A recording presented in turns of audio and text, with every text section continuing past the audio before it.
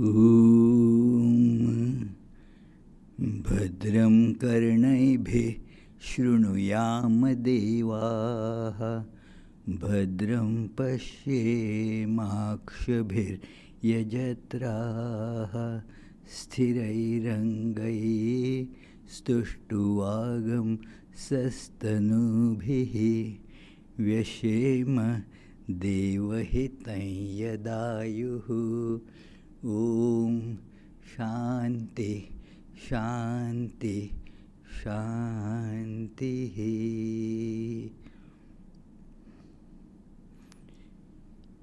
Let us now pray together.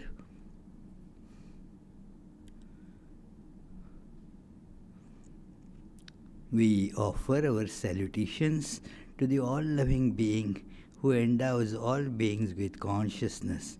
We meditate on the Lord, who is the origin of the universe. Lord, thou abidest in all, thou art all, thou assumest all forms. Thou art the origin and goal of all. Thou art the self of all.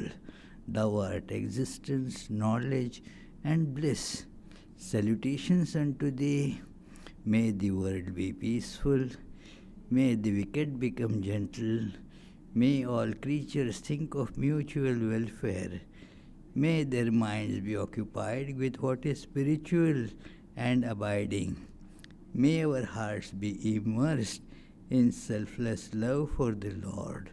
Peace, peace, peace be unto all.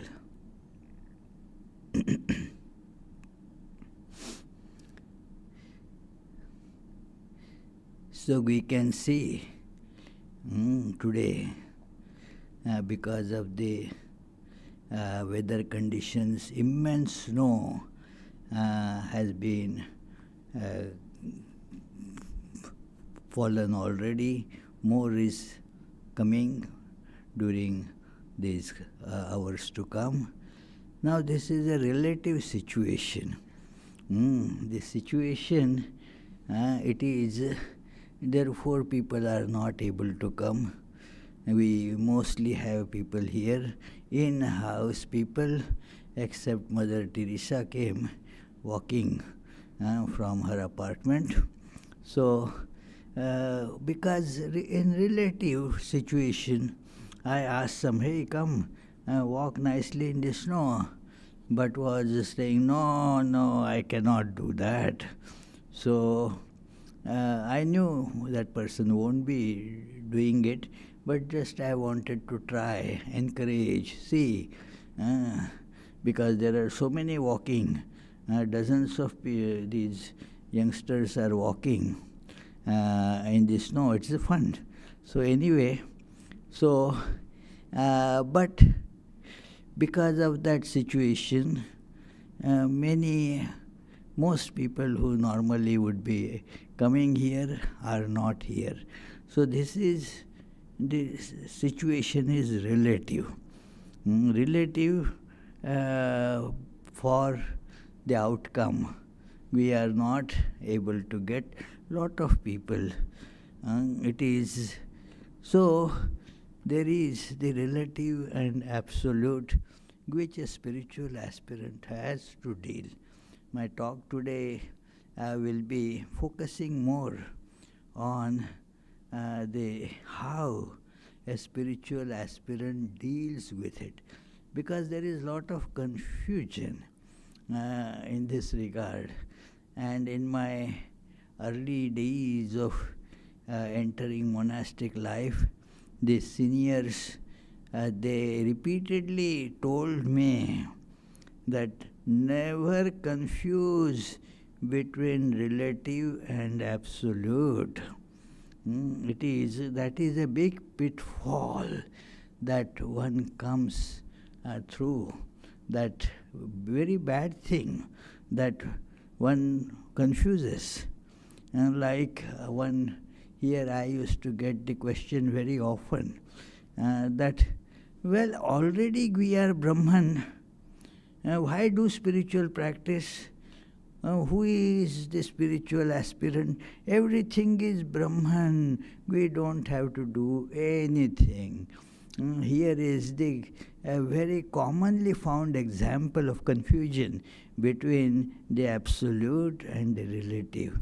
It is, Holy Mother was asked this question that if God is doing everything, then whatever bad things that I do, that also are done by God, isn't it? And Holy Mother's reply, characteristic of Holy Mother, she replies, and not to the question always, but to the questioner, that are you saying this knowingly or unknowingly? If you know, you wouldn't ask this question. It is, you do not see that God is doing everything. If God is doing everything, if you know this, you could not ask this question. There is this relative life that we see distinctions, that is relative. And everybody sees the distinctions in a different way. That according to one person, the world is like this, like this, like this. So there are changes from person to person, place to place, and time to time. So these things are relative, while relative to place, relative to time, and relative to the situation.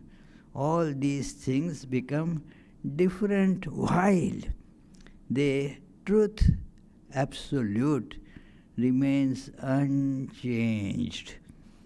It is like if you are seeing a movie and in the movie you are seeing, say, an actor is in the movie killing somebody.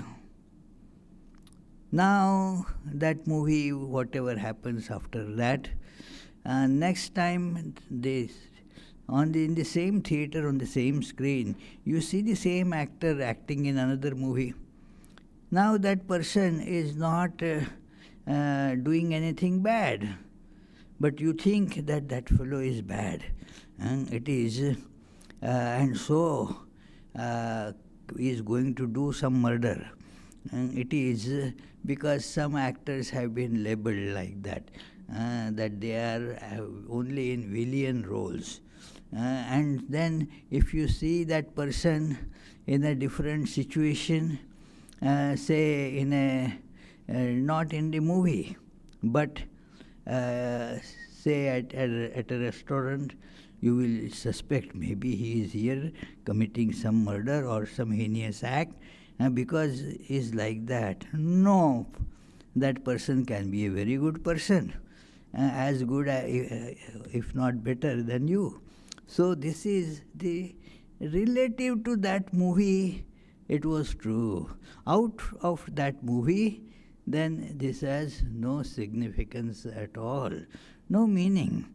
So thus our relative life is to be seen within that relative space, within that setup, within that time-space causation. This is a great lecture by Swami Vivekananda. The title is different though, slightly. It is Absolute and Manifestation. Instead of manifestation, because I want to focus more on our connection, I use the word relative. Everybody has different knowledge. If you look at the very famous book, 700 Verses to Mother Durga, the sage is being asked by a very disgruntled and sad king and a equally sad businessman. So, and the sage, when hears their sad narration, says that, look, everybody acts according to one's own understanding, which is, the awareness percolating through intellect, the brain, and then in the action. And so therefore he says that look, therefore the birds, they have their own understanding, and so they go and then catch a worm. So, but if say somebody else, a human being, sees that, would not be tempted to go and bite at that, because the knowledge is different. Within that relative setup, one thing is good for that bird, but that same thing is not good for common human beings.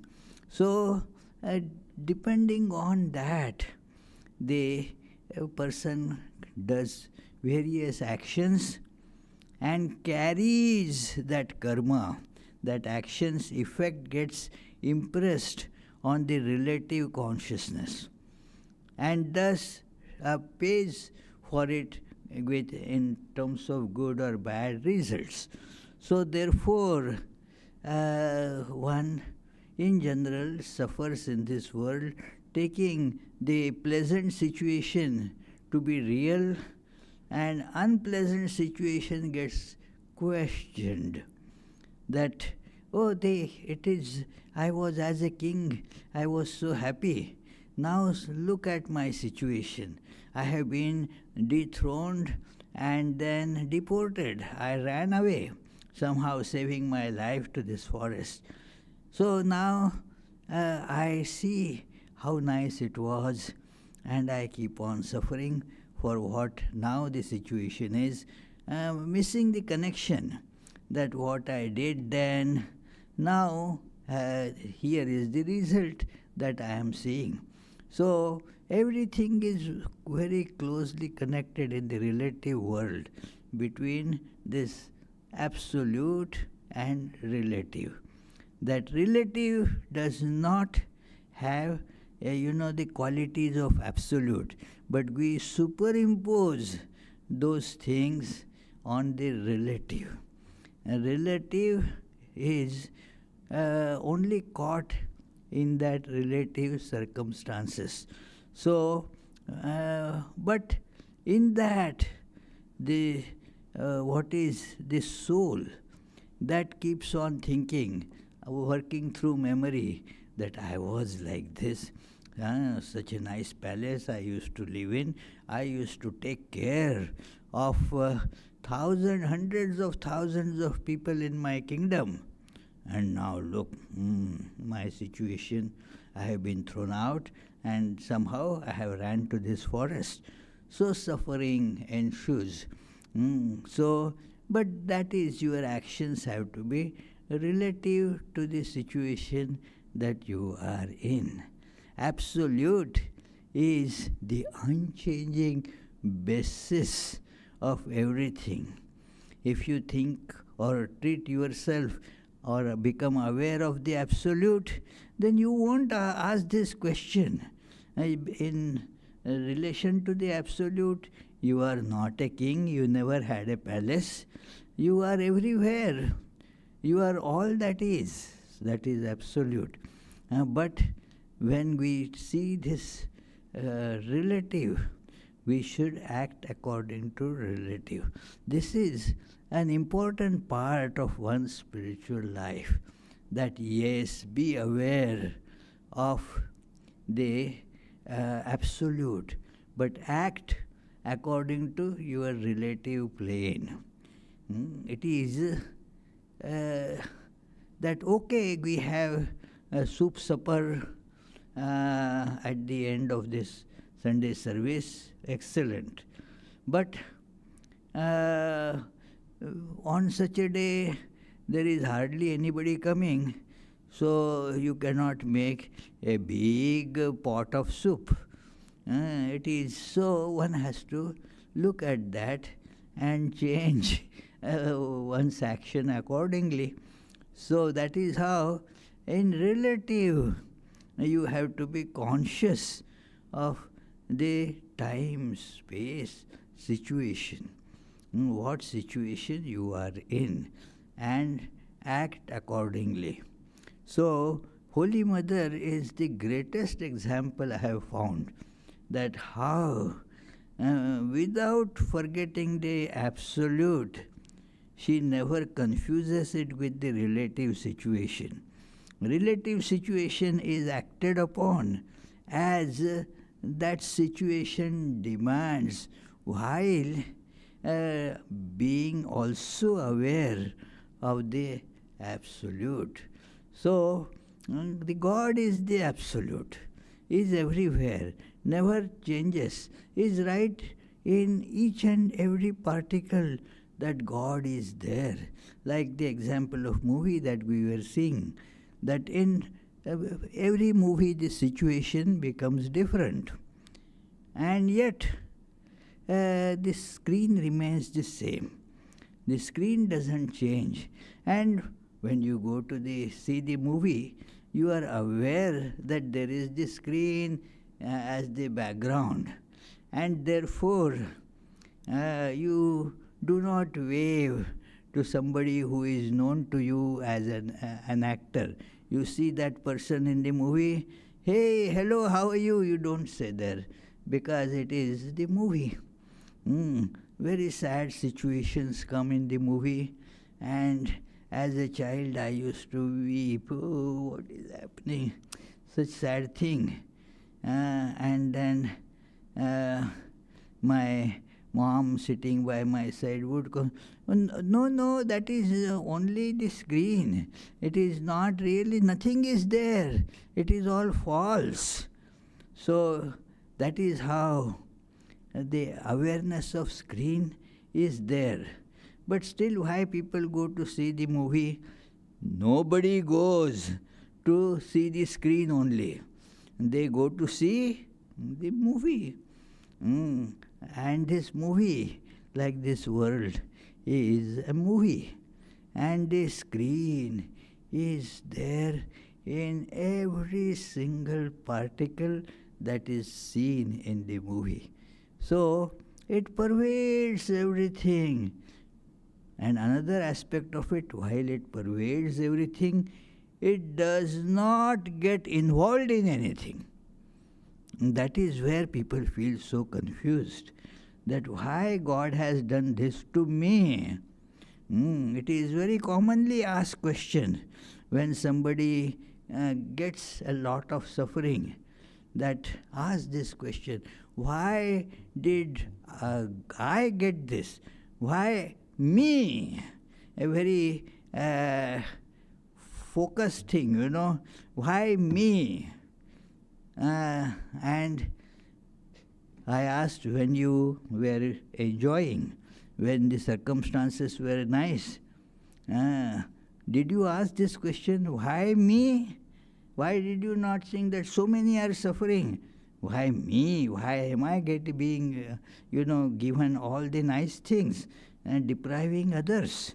So that is how in relative world you have to have the awareness of relative superimposed on the absolute. So the both things one has to be aware of, and the confusion comes there, that with Holy Mother, well, she was seeing Sri Ramakrishna and seeing Sri Ramakrishna as God, absolute. That did not prevent her from doing her chores or duties to Sri Ramakrishna. Take the food plate to Sri Ramakrishna. Sri Ramakrishna is absolute. Sri Ramakrishna is in every particle of the food. Why the food is to be taken to Sri Ramakrishna? That is relative. At the relative level, one has to do one's duties very meticulously, carefully, without bringing in the absolute to confuse things. Be aware of the absolute, but do whatever your relative situation tells you to do. It is a very important aspect in the study of Vedanta. And the questions get asked about it because of this confusion. You will see one very philosophical aspect or philosophical presentation of this confusion is that why God made this universe, why and how and when the absolute get manifested in relative. The lecture of Vivekananda that I am referring to illustrates it so beautifully that it never became absolute, means it cannot change. It never became the world through any change. It is only a superimposition that one is able to see without changing the underlying background of absolute. So this is an important matter, friends. Another way which is more close to our life to ask this question, that the discussion, why God kept misery in this world. World is full of misery. Why did God keep so much misery in this world? God is bliss itself. So therefore we never ask this question, why God kept so much happiness in the world. We question why God has made people suffer so much, and the discussion can never be, conclusive, because God has not done anything. It is therefore, when in presence of Sri Ramakrishna, many were discussing this question, debating, why did God put so much suffering in this world? There was Narendra, future Vivekananda, and some others, devotees, householders or future monastics. So the debate was raging. And Sri Ramakrishna liked Kedar's argument, that it is, he said, what is your opinion? What is your take on this? Why there is so much suffering? I cannot, he said, because the conference that God had called, in which it was decided that he will keep suffering in the world, I was absent in that meeting. So I don't know what conspired there. So I cannot tell. Although this has a tinge of humor in it, the point is that we cannot know anyway how, why, when, who of these things. Because when I am separate there, then there is all relative. I and that God. It is then a relative God that we are feeling. This is called Saguna Ishvara, that the reading of the Absolute by any individual, even the non-dualist who may be worshipping or the God in the form of Nirguna, as the eye comes through the lens of the eye, this absolute becomes relative, related to that person, to that time, that space. One can say that, over the years, as the aspirant grows in spiritual understanding, the same person, but yet the understanding of the God keeps on evolving further. Therefore, this question cannot be answered. This is unanswerable. And Swamiji in that says, how can an illogical question be answered logically? Very nice. You want a logical answer, isn't it? So ask question logically. How the absolute became relative? In asking this question, we are denying the absolute. Absolute becoming means something acted on the absolute. Something that previously it was not like this, now it has become like this. Means it is subject to time, subject to change, and therefore it is not absolute. Therefore you cannot ask this question, that how the absolute became relative, and that too full of so much of evil and suffering. You have no right to ask this question about absolute. You can ask the question about relative, cause and effect. You take for granted, cause and effect. Vivekananda mentions in this that whenever you think of why, you are asking for the cause, and therefore there is an underlying belief there that without cause things cannot happen. Why cannot happen? There is no answer to it. This is just a fundamental belief that all of us have. Without cause, nothing happens. Why should it not? Why everything should require a cause? There is no answer to that basically. Why should everything has to have a cause? There is no cause here. That you cannot ask why God did like this. And yet one keeps on asking repeatedly, why did God do like this? Whom are you asking? Another thing, even if you take the God as your God, a saguna or God with qualifications, attributes, and still you then don't have the right to ask this question, because God is not answerable to you.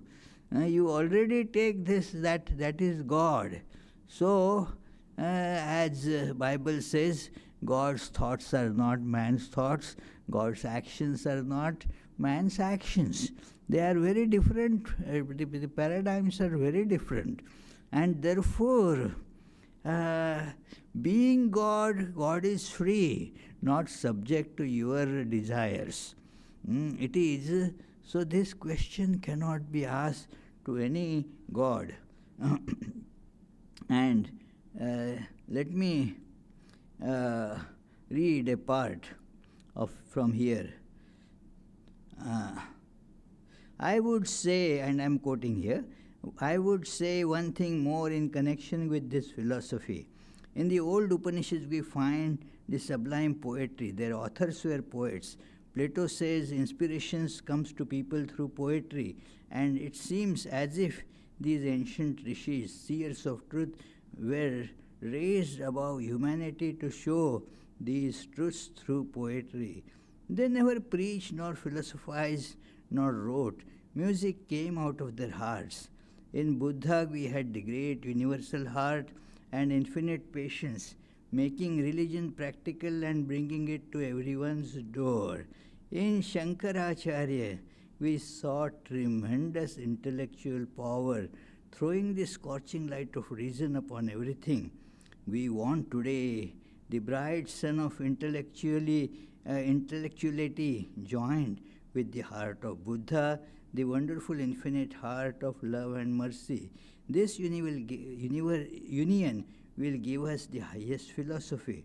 Science and religion will meet and shake hands, because heart is the source of religion, reason is the source of science. So, This is the one way that will prove acceptable to modern science, for it has almost come to it. When uh, the when does it not remind you of the God when whom you hear in the Upanishads as the one soul is expressing itself in every soul and yet is infinitely more besides? Do you not see whither science is tending? The Hindu religion proceeded through the study of mind, through metaphysics and logic. The European nations start from external nature, and now two are coming to the same results. The external and internal. The truth is the same. We make this wall, internal and external. This is physical, this is psychological, external and internal. So it is actually, there should not be any wall like that. There is nothing internal and external. But when you think of an individuality, I am so and so, a wall gets already made there, inside and outside. The solution is to remove the wall. That is how you can experience the absolute. That is called the samadhi, nirvikalpa samadhi, samadhi without any doubt. So, there the wall of internal and external is completely demolished. Everything is one and the same.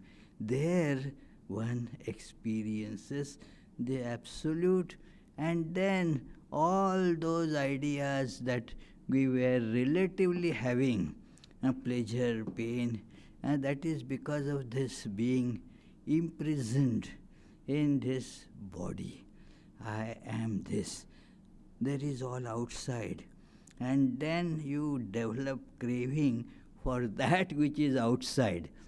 There is a psychology involved, not yours. So it is that psychology is why there is this craving. It is indicative of the oneness, that you want that because actually that also is you. Everything is you. There is nothing apart from you. The wall between you and the world has to be crushed down. It has to crumble. And then one can feel absolute. And if one is not seeing this, then there is the relative. How one should mold one's life so that one will come to this. So you can come to this by this relative understanding that if I crave and go towards it, then there will be suffering. So do not do that. It is, try to see that the same as here is there too. So then the craving will be gone. Here you feel the enjoyer. There you see the enjoyed, to be enjoyed. And then the enjoyer tries to pounce upon the enjoyed and appropriates it in a way. So what happens? The distance between the two gets removed. The wall of internal and external, so far as that object is, that is gone. But there are infinitely many objects. What can you do? There is this beautifully illustrated in one Upanishad, Aitareya Upanishad, a very small Upanishad, not the smallest, but very small Upanishad, which describes it, that in the beginning, Atman alone was. And when there is this Atma eva idamagra asit was. Asit is the past tense. So, and there Shankaracharya raises a question. You said was, means now there are many, isn't it? And Shankaracharya says, no, now also Atman is one without second. But because of one that is not aware of this, sees as I and the world. So, from the point of view of knowledge and ignorance, it becomes many. And gives a very nice example that the ocean is one, and the drops of water that you see, they are many. But it is ocean basically. You see the drops, so they become many. If you see the ocean, then it is one without second. So similarly, these differences, these relatives, if you see drops, one is big, one is small, one is here, another is there. So the difference is there. One was, one is gone. So it is like that time, space, causation comes up. And here Swami Vivekananda also shows, he brings up the question here that the Hindu nation proceeded through this study of mind, through metaphysics and logic.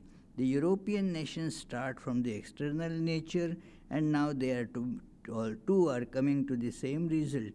We find that searching through the mind, we at last come to that oneness, the universal one, the internal soul of everything, the essence and reality of everything.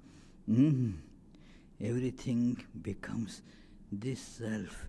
And then the question vanishes that, the bad I do, that also is done by God. The question will not come because I am everything.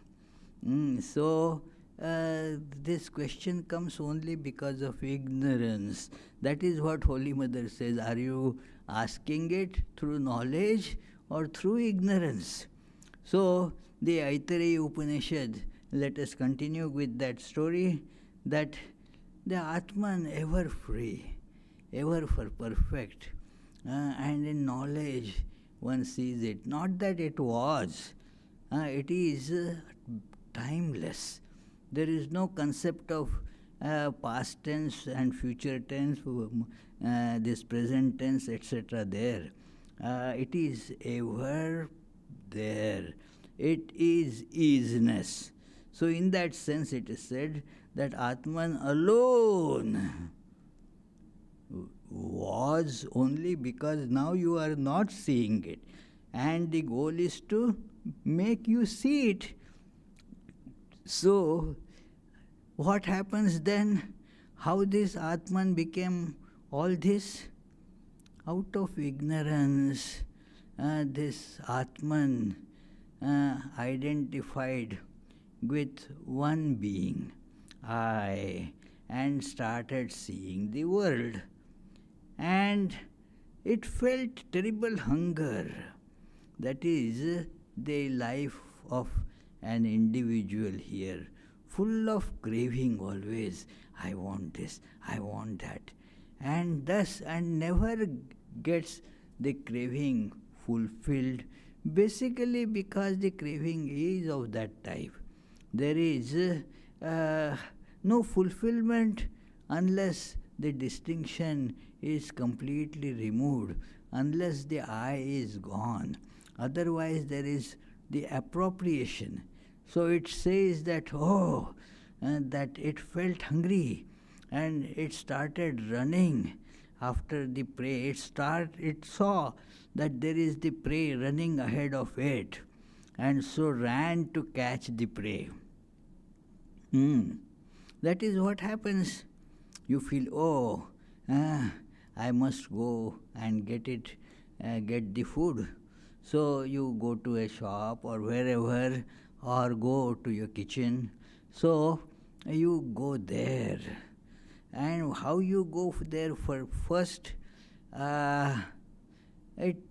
first this being thought that I can catch it by ear, but could not catch it by ear. So humorously puts this very poetically, puts this situation that therefore today also you see only about hearing about the food, only hearing about the food does not make anybody's hunger go away. Then tried to catch it through eye, still could not catch. So now also nobody feels satisfied by seeing at it, seeing the food. Then just took and put it in the mouth and felt temporarily satisfied. Ignorance made that feeling. Now I got it. But no, it again started running before that person. So the food doesn't satisfy for anybody forever.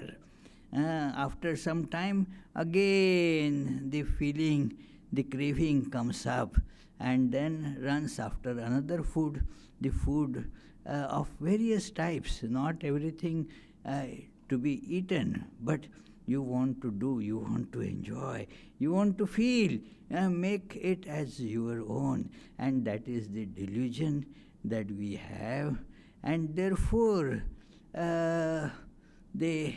in everything happens this in the relative world. I want this, other person wants that.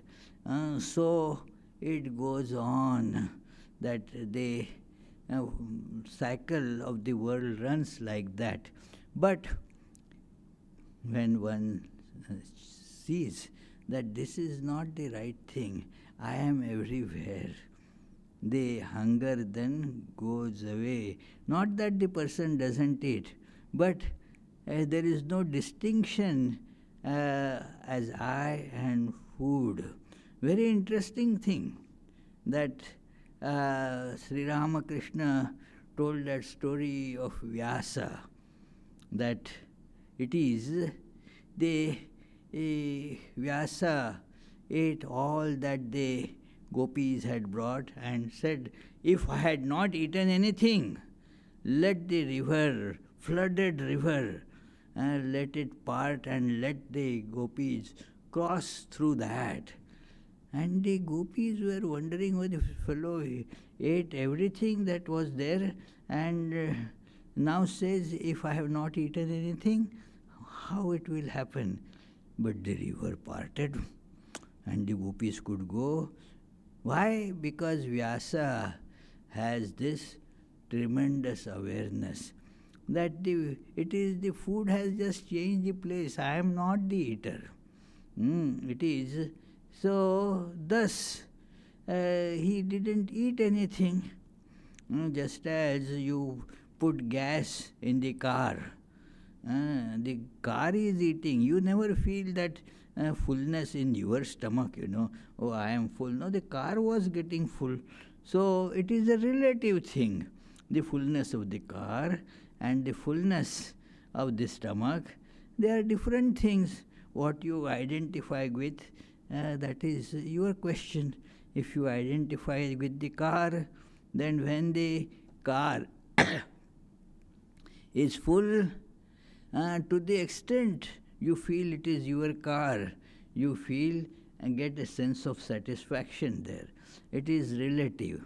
Now, if it is somebody's car, you will not feel, oh, the car is satisfied, because you are not connected with that. So it is a relative thing. One becomes happy, another becomes unhappy. That is how it is that yesterday as we were driving back from New Jersey, that one car was ahead of us and it saw the amber light and it passed through. But we got the red light. Oh, why that fellow got amber light and we got the red light? Because we were identifying with one thing, not the other thing. Had we been identifying with the other car, oh, we lucked out, see, we could go through. And that is how it happens.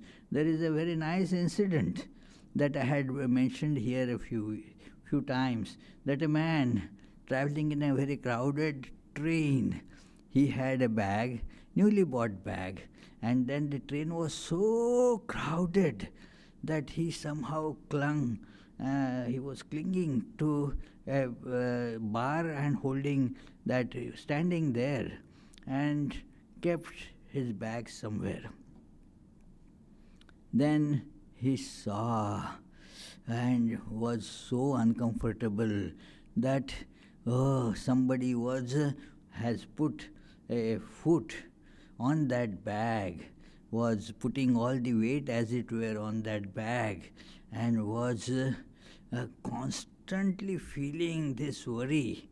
Oh, I just newly bought that bag, and this fellow is going to spoil the whole thing. The blood was boiling. I should go and smash that fellow's head, and so forth.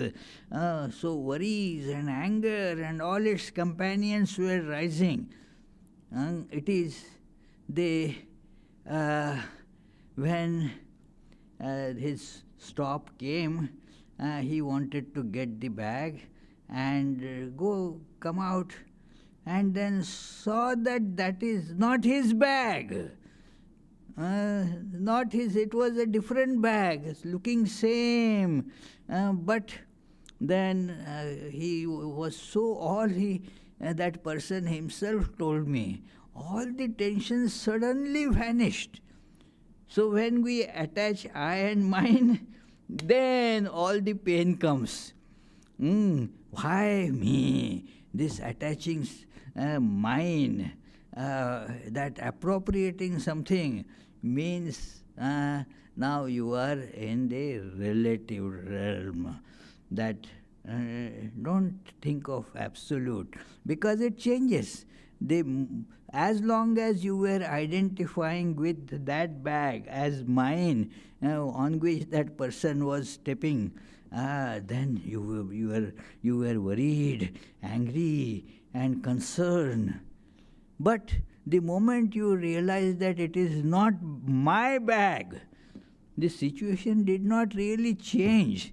That person was still putting his foot on that bag. But as soon as you know it is not your bag, it gets all difference in that. So similarly, you can see this situation changes, and the relative changes, and your reactions also change, but the absolute remains the same. It did not have any of these disturbances that you are feeling. So one must say that the absolute doesn't have any problem. And therefore one way that Raman Maharshi and Nisargadatta Maharaj have very beautifully used to remove these doubts of the aspirants, that if you feel a problem, just ask yourself, who has the problem? Who has the problem? Who has the problem? And the problem will go away from you, because you have no problem. Let the one who has problem deal with it. Why you are worried? The situation is like this, so let the situation, let this body handle that problem. It is none of them are you. You have no problem. And the body cannot have any problem. It is inert something. So the body is not having any problem. You identified with body. Now there is no dearth of problems, they galore. So the only way to get rid of problems is that ask this question, who has problem? And the problem will go away. This is the technique that is told. So, otherwise it is all getting buffeted in the world. But when we see the absolute, think of the absolute, then the problem of the relativity, it becomes very easy to handle. You don't get perturbed. It is, and see that as a witness. Witness, that word sometimes becomes very confusing. Means there is something there and you are witnessing it.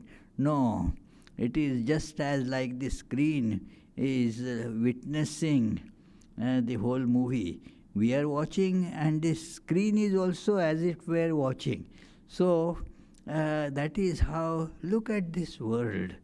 That then the problems will be tackled without being any perturbedness. That the roof is leaking. Then what to do? It is a relative situation. It is to be addressed. And you work to, repair the roof without, oh, my roof, oh, then the problem becomes your problem. But it is the roof that is leaking, and that has to be fixed. So you work to fix it without I and mine. It is thus you will not have any agitation, anxiety, anger arising from the relative situations.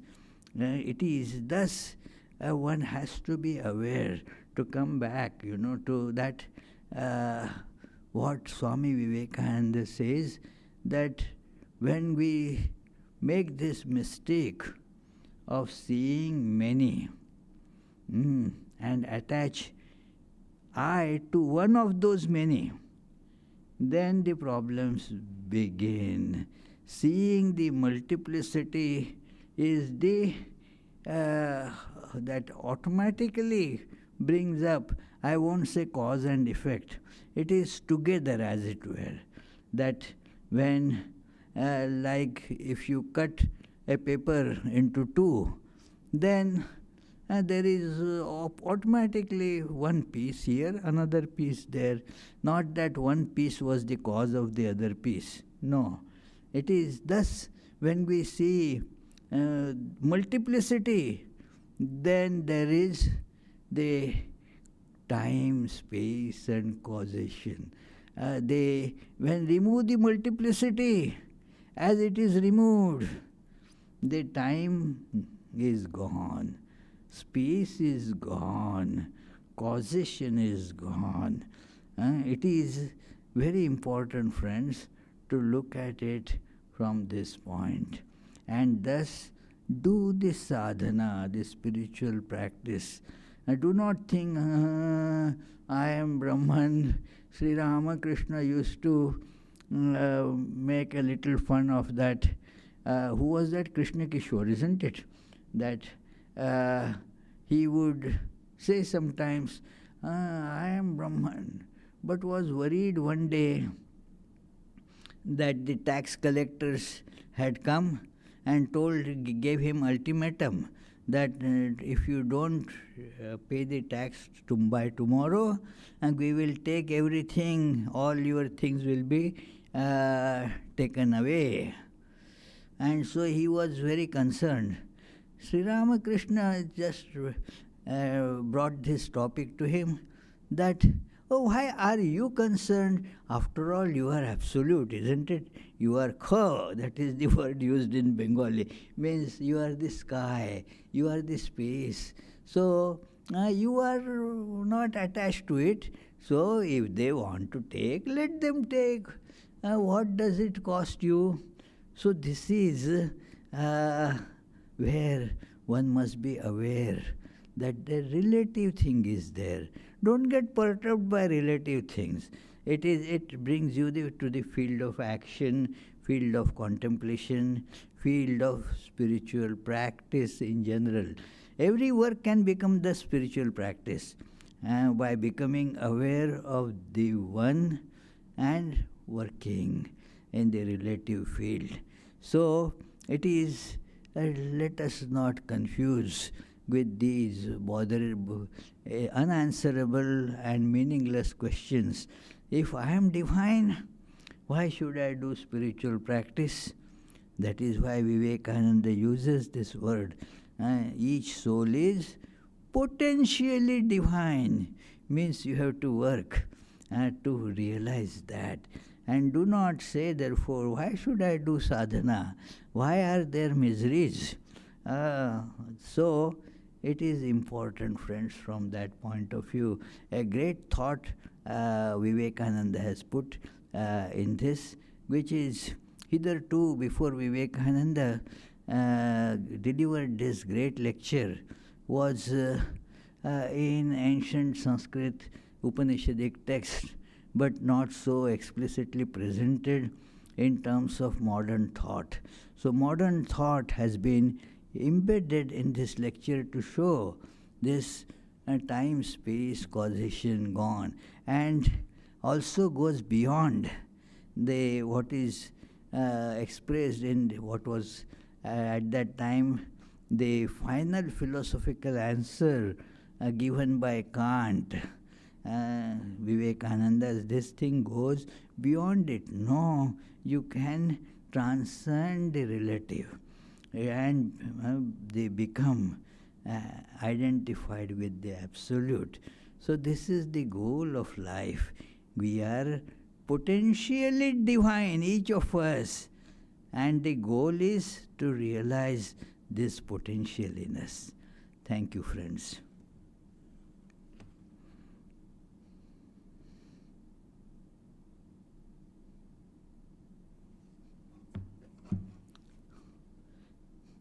Any questions upstairs? Good. So we shall conclude by telling about the programs coming up. That we have not finished the month of January. It is so, but next Sunday service is on February 1st. And the topic is, can rebirth be scientifically proved? So about rebirth there are millions of questions that people have. So this will be the discussion on that. The Tuesday, Friday classes on Gospel of Sri Ramakrishna on Tuesday, and the stories from the Srimad Bhagavatam on Fridays will go on as usual. They will be on at 7:30 p.m. Every day evening Arati and morning meditations will go on as usual. You are all welcome to join that. And let me conclude with the closing prayers. Oh, there is a question. Okay.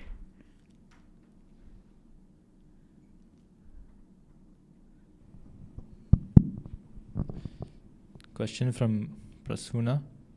Yes, Prasuna. Shashtang Pranams Maharaj. Namaskar.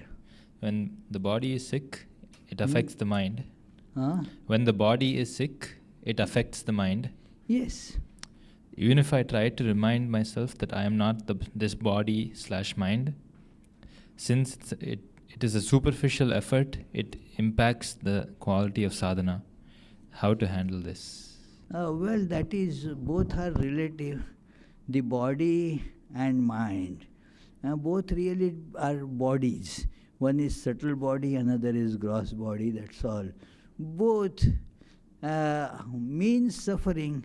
If you say this is my body, then there will be suffering. See, at the same time, some other bodies are not suffering. So identify with them that, yes, look, that is not suffering. The same I is in that also. So, how to do sadhana? Yes, suffering really propels you to do spiritual practice. It makes you see that, yes, the world is relative.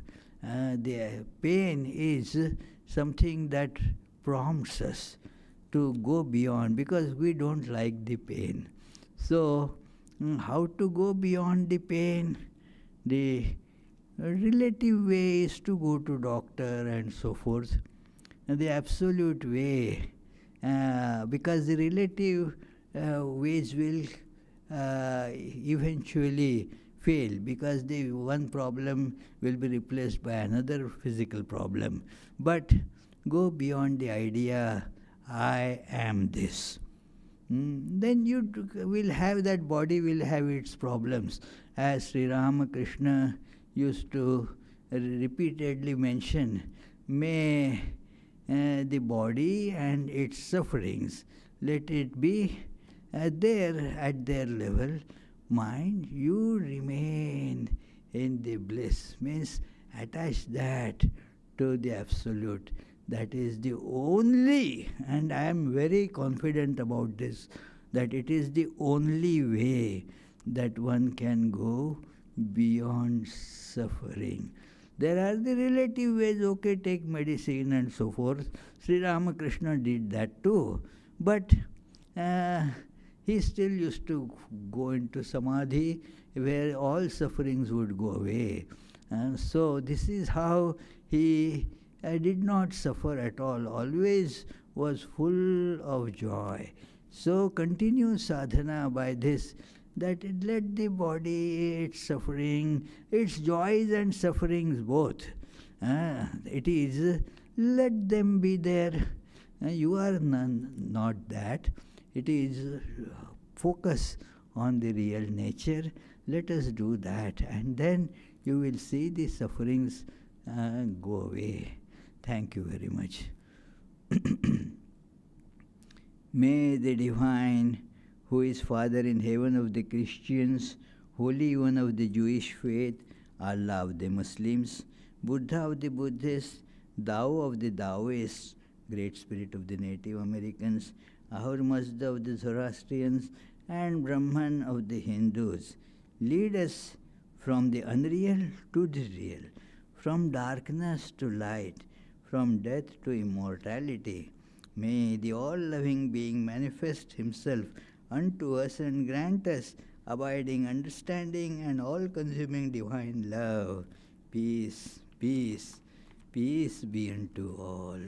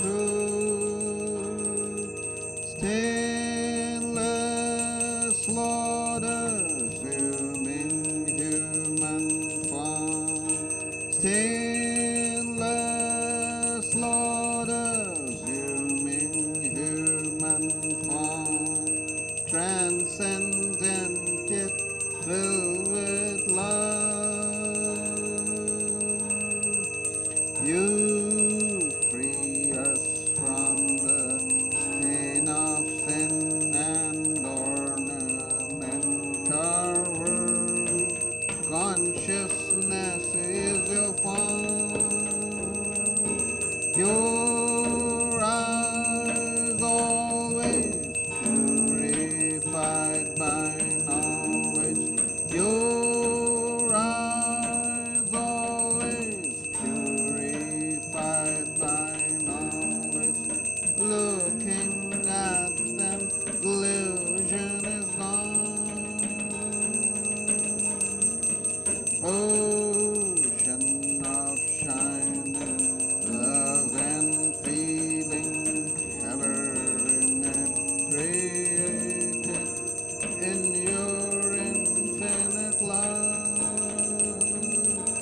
Your feet always get to your devotees.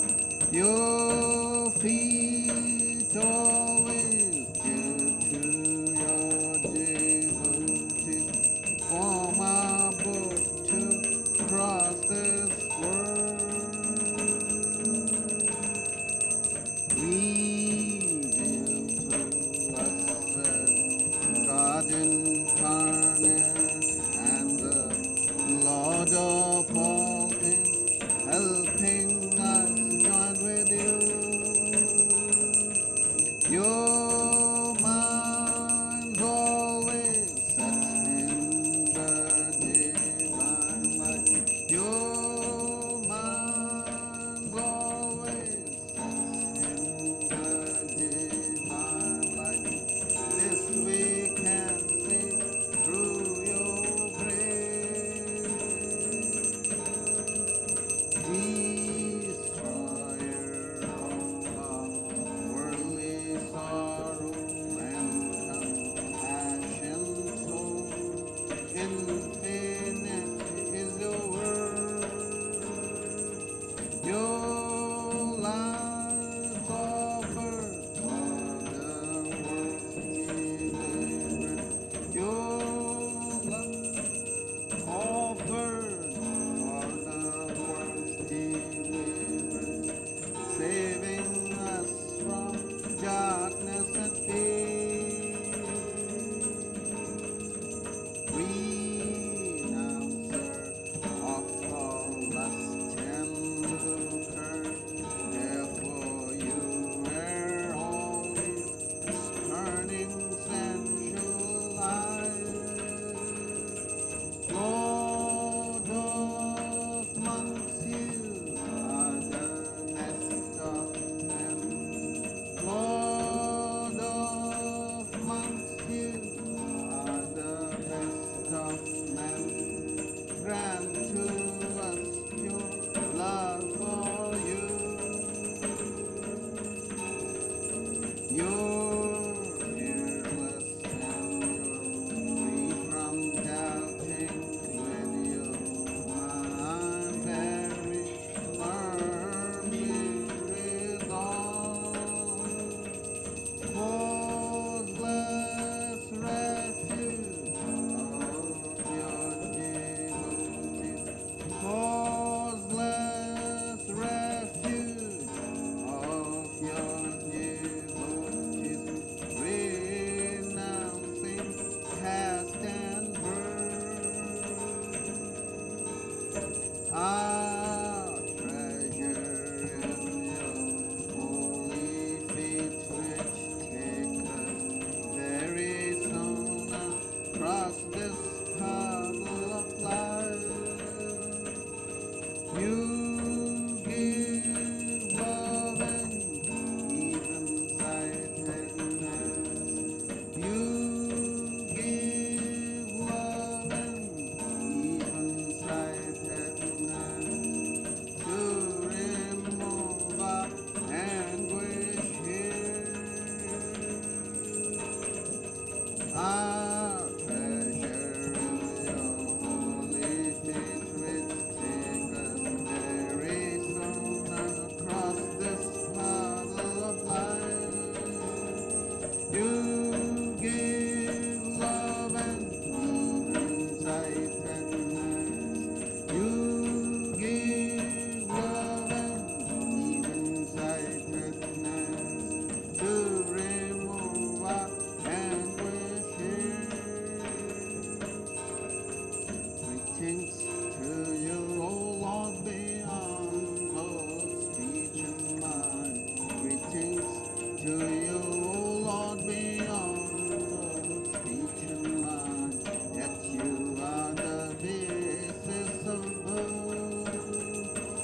O Lord, yet you are the basis of both.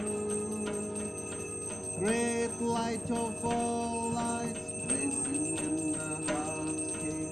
Great light of all lights, blazing in the heart's cave. Darkness is destroyed by your light. Oh Lord, darkness is destroyed by your light. Greetings to you, O Lord, beyond both speech and mind. Greetings to you, O Lord, beyond both speech and mind. Yet you are the basis of both. O Lord, yet you are the basis of both. Great light of all lights, blazing in the heart's beat. Great light of all lights, blazing in the heart's beat. Darkness is destroyed by your light. Oh Lord, darkness is destroyed by your light.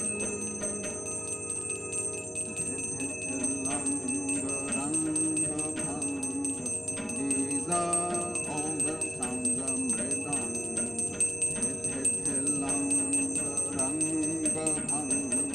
These are all the sounds of Mridanga. Spiritual songs devotees are singing for your worship divine. Spiritual songs devotees are singing for your worship divine. Jaya Jaya for your worship divine. Shiva Shiva for your worship divine. Shiva Shiva for your worship divine. Breaker of all our worldly bondage and adored by all, we adore you too. Jai Shri Guru Maharaj Ji ki Jai. Hello?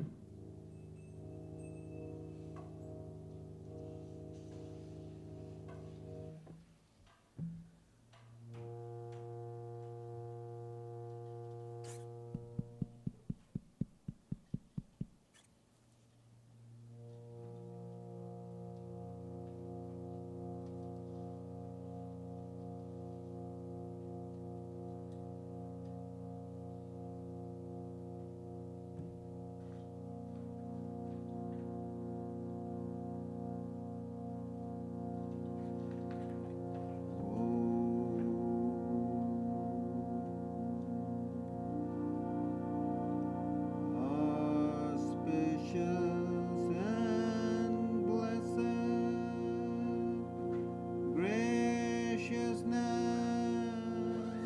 sublime, all noble ends you give to us, granting us refuge, all-seeing glory. O Mother Divine, our love to you. Creation, preservation, dissolution are your powers, eternal one. Nature's real basis, nature's essence. O Mother Divine, our love to you. We come seeking refuge from anguish. Be our Savior through your deep concern. All our suffering remove.